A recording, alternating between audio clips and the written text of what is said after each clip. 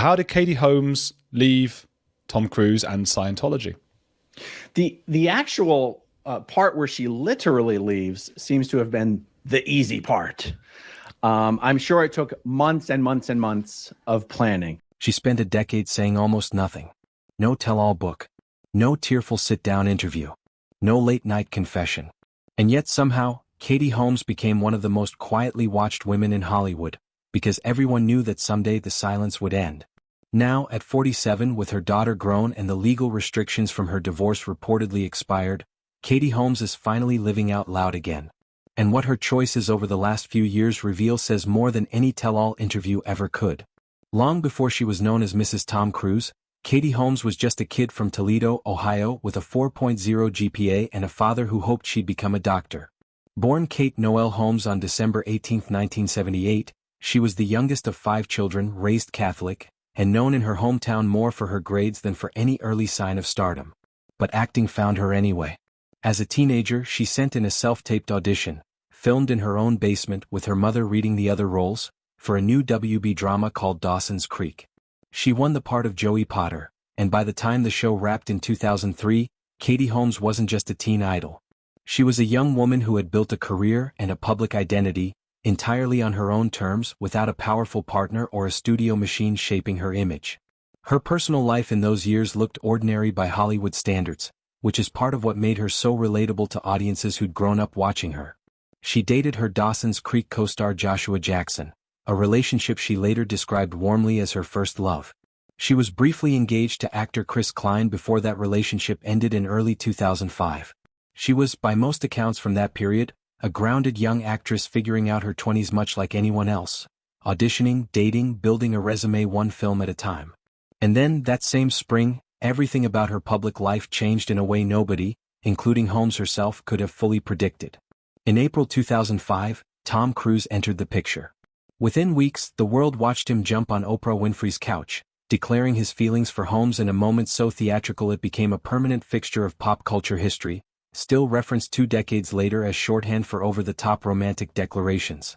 To the public watching at home, it looked like a whirlwind romance between 2 movie stars. What took years to fully surface was the context around how quickly, and how intensely, that relationship developed behind the scenes. Several entertainment journalists, including reporters at Vanity Fair, have written that Holmes appeared to fit a pattern the Church of Scientology had reportedly used before when it came to vetting potential partners for Cruise following the end of his previous marriages. It's important to note that Holmes herself was raised Catholic and had no connection to Scientology before she started dating Cruise. She reportedly began studying the religion only after the relationship began, a detail that matters when trying to understand the years that followed. The pace of what came next was, by any standard, extraordinarily fast. The couple was engaged within roughly 7 weeks of going public, a timeline that reportedly startled even people close to both of them. Their daughter, Suri, was born on April 18, 2006, coincidentally the exact 1-year anniversary of the day the relationship became public. That November, the couple married at a 15th-century castle in Bracciano, Italy, following a civil ceremony in Los Angeles the day before, in a Scientology-affiliated wedding attended by an array of Hollywood names. From the outside, it read like a fairy tale scripted for magazine covers. From the inside, according to people who later spoke about that period, something was already straining well before the ink on the marriage certificate had dried. One of the more striking accounts came years later from Ron Miscavige, the estranged father of Scientology's leader, David Miscavige. In a 2016 interview with the Daily Mail, he said that staff connected to the church had lived in the Cruise Holmes household during the marriage, ostensibly to help run the home, but that the arrangement created ongoing tension and war on Holmes over time. It's worth being clear that this is one man's account, offered years after the fact, not a court finding or a statement from Holmes herself. But it lines up with a broader picture that has emerged gradually from multiple separate sources over the years. A young woman who had grown up valuing privacy and independence suddenly living inside an environment that friends and observers have repeatedly described as tightly monitored. She also wasn't without a cautionary example of what could happen if things went badly. Nicole Kidman, Cruise's second wife, experienced a painful and well-documented estrangement from the 2 children she and Cruise adopted together following their 2001 divorce. Former Scientology executive Marty Rathbun has alleged publicly that the church worked to pull Cruise emotionally away from Kidman during their marriage, and that the children were later immersed in the church's teachings in a way that widened the distance between them and their mother in the years after the split. Whether or not Holmes consciously modeled her later exit strategy on what happened to Kidman is something only she could confirm, but it isn't hard to imagine that she was paying close attention to how that situation had unfolded for another woman in nearly the same position. Throughout her marriage, Holmes said almost nothing publicly about her private life. She showed up to premieres, she returned to the stage in a 2008 Broadway run of All My Sons, and she raised Suri largely out of the spotlight, doing school runs and birthday parties like any other parent, just with paparazzi trailing behind. But friends and industry observers noted a visible shift in her public presence. The openness she'd shown as a young star on magazine covers, laughing easily in interviews and speaking freely about her ambitions, had been replaced by something far more careful, more scripted, more contained. TMZ reported at the time that Holmes had been assigned a bodyguard and driver who had worked for Cruise for years, meaning the people surrounding her day-to-day were, by relationship and tenure, more loyal to her husband than to her. If accurate, that detail alone goes a long way toward explaining why she eventually moved as carefully and deliberately as she did when she finally decided to leave. Because what came next wasn't sudden. By 2012, after years of quiet observation, Katie Holmes had reportedly made up her mind, and she didn't act on impulse. She built her exit the way someone builds a legal case, methodically, patiently, and mostly alone, without tipping her hand to anyone who might report back to her husband's team. She let go of the bodyguard and driver connected to Cruise's inner circle and quietly assembled a small team of people she trusted personally, individuals with no prior ties to her married life. She secured an apartment in New York City ahead of time, giving her and Suri somewhere safe and stable to go the moment she filed for divorce.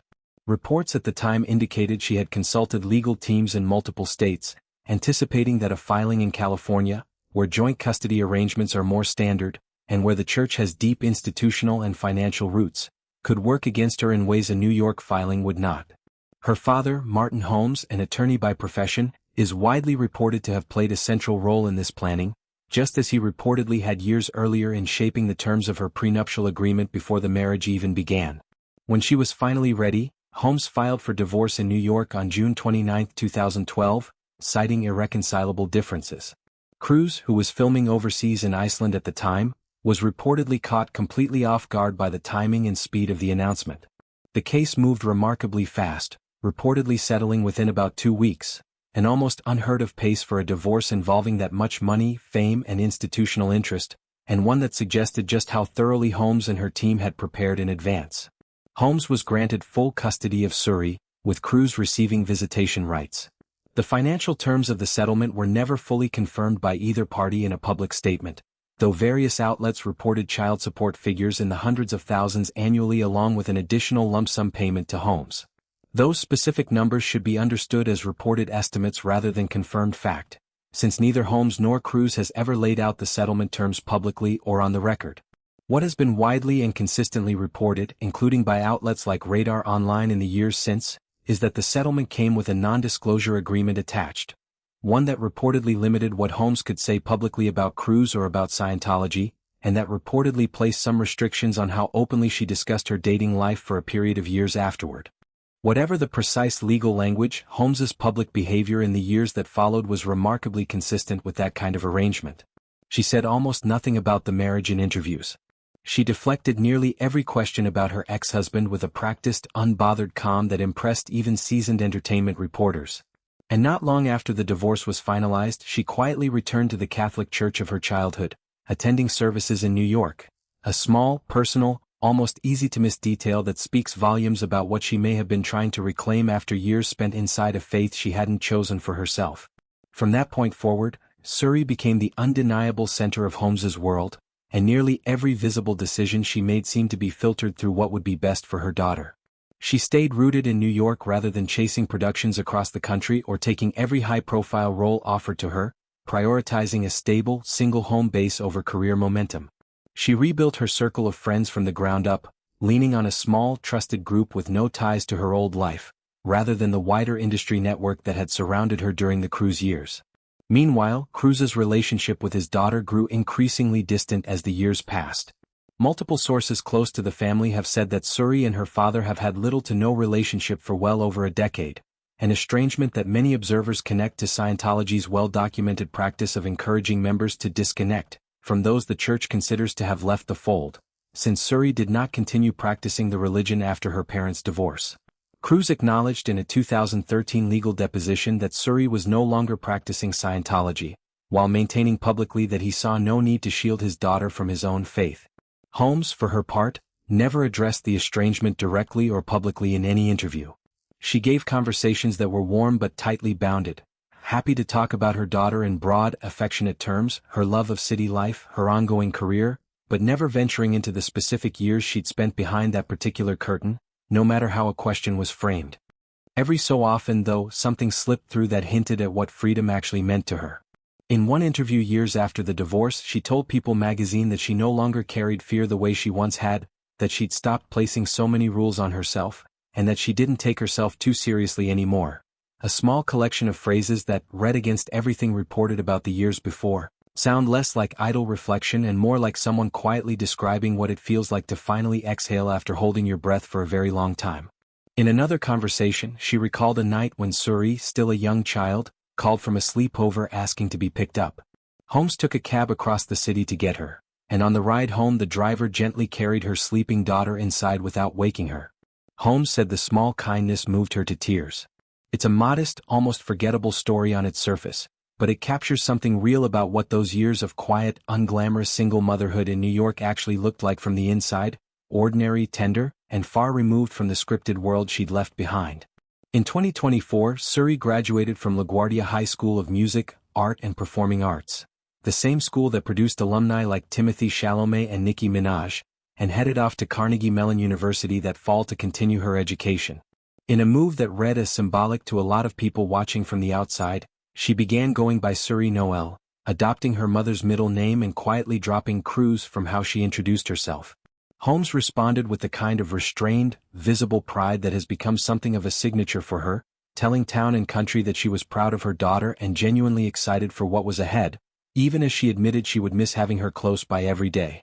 With Suri now building her own independent adult life, and with the reported terms of the divorce settlement believed to have run their course, the last several years have looked like a genuine turning point for Katie Holmes. Not a single dramatic reveal or a tell-all press tour, but a slow, deliberate reopening of a life she'd kept carefully guarded for over a decade. She returned to Broadway in 2024 in a revival of Thornton Wilder's Our Town, sharing the stage with Jim Parsons, Zoe Deutsch, and Richard Thomas to strong reviews and a warm critical reception that reminded audiences she had always been a serious actress first. In 2026, she went further still, taking on the title role in an off-Broadway revival of Hedda Gabler at San Diego's Old Globe Theater, a character famous in dramatic literature for feeling brilliant, trapped, and boxed in by circumstances she never fully chose for herself. Whether or not the choice of role was intentional on her part, it's difficult for anyone familiar with her history not to notice the resonance. Holmes has also, in recent interviews, started to speak, carefully but far more directly than before, about not wanting her marriage to define her public identity going forward.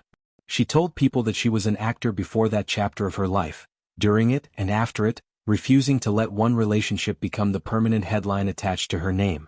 It's about as close to a personal mission statement as she's offered publicly in the years since the divorce, and it lines up with everything she's actually done since 2012, not building her story around what happened to her, but around who she was before it, and who she's actively choosing to become now that the constraints have lifted.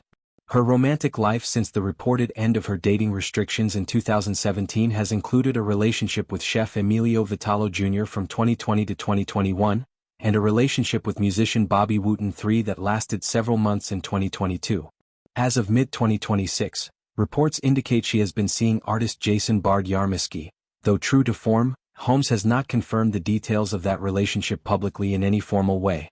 She has kept the same instinct for privacy that carried her through the hardest, most surveilled years of her life, applying it now by choice rather than necessity. Financially, various outlets estimate her net worth in the tens of millions of dollars, built steadily through her Dawson's Creek earnings, a consistent run of film and stage work over nearly 3 decades, directing and producing credits, and a series of brand partnerships along the way. Whatever the exact figure lands at, one thing about her situation is beyond dispute.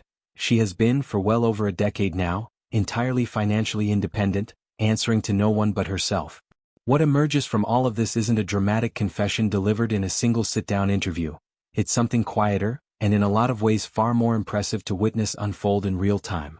It's the portrait of a woman who watched closely what happened to the person who came before her in the same position, who used every resource available to her, including her own patience, her instincts, and her father's legal experience, to build an exit strategy that protected the one thing she was never willing to negotiate on: her daughter's future and her daughter's freedom to choose her own path. When the door finally opened for her, she didn't walk through it with a tell-all book or a dramatic press conference designed to settle old scores. She walked through it the same way she'd handled nearly everything else in the years before, quietly, deliberately, and entirely on her own terms. If there's a real lesson buried in Katie Holmes' story, it isn't really about Tom Cruise or Scientology, or even Hollywood as an industry. It's about what it looks like when someone spends years patiently building a way out instead of simply waiting for one to appear on its own, and what it looks like decades later when that same person finally gets to live her life without having to explain herself, defend herself, or perform for anyone else's expectations ever again. Thanks for watching.